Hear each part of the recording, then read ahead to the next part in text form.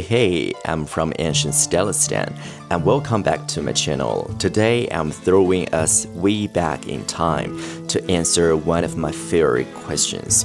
How did ancient people learn foreign languages without the internet, Duolingo, flashcards, and even textbooks? Spoiler alert, they didn't have an owl, guilt-tripping them into a 365-day streak. And honestly, the way they learned might actually help you too. Why ancient people like me had to learn new languages? Picture this.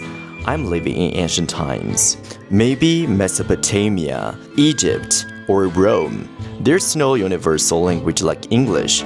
Sure, some regions used shared tongues like Akkadian, Aramaic, or Greek to get by. But in my world, if I wanted to survive, not just to thrive, I had to know more than one language. I had to trade spices with strangers, maybe marry someone from another tribe, serve in a foreign army, or act as a diplomat, a monk, or an explorer. Multilingualism wasn't a fun hobby. It was a survival skill. So how did I actually learn languages back then?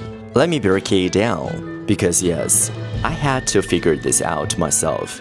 1. Total immersion. No option B. I didn't get to choose immersion. I got thrown into it. If I traveled for trade or ended up in a war zone, I had to learn fast. It was either speak the local language or flap my arms and cluck like a confused chicken just to buy bread. 2. Clay tablet phrase books.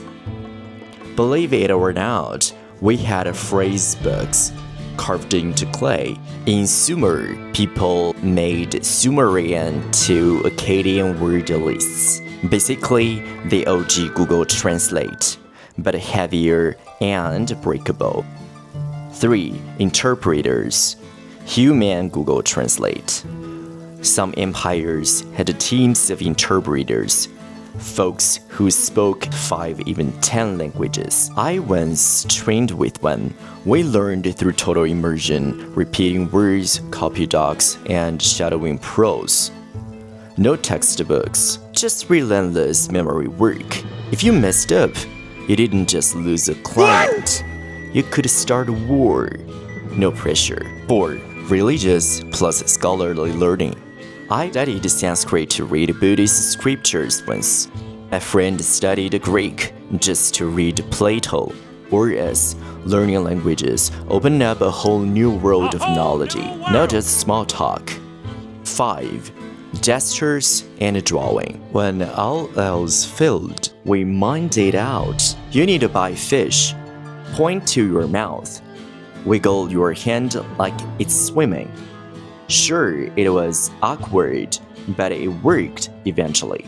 Even though learning a new language wasn't as convenient as it is today, there were still polyglots out there, and they were absolutely legends. Like Ziryab, fashion icon and language master in 9th century Spain, or Al-Biruni, who taught himself Sanskrit to write about Indian astronomy. Even Emperor Ashoka, he carved his messages in multiple languages across India. These weren't just smart people, they were language beasts. Looking back, we had no apps, no Wi-Fi, no online tutors, but we still learned each other's languages. Why? Because we were curious, we had a real motivation, and we weren't afraid to look silly or make mistakes. We didn't wait to be perfect, we just jumped in and kept going. So the next time you are nervous to speak in a new language, remember this. I once had to invent hand signals for toilet because I didn't know the word. I eavesdropped in markets to pick up grammar. I made a lot of mistakes, but I survived just fine. Drop me a comment. What's the weirdest or most fun way you've tried learning a new language? If you like this time traveling journey, hit that like button, subscribe, and stay tuned. Until next time, speak boldly, learn bravely, stay curious. See ya.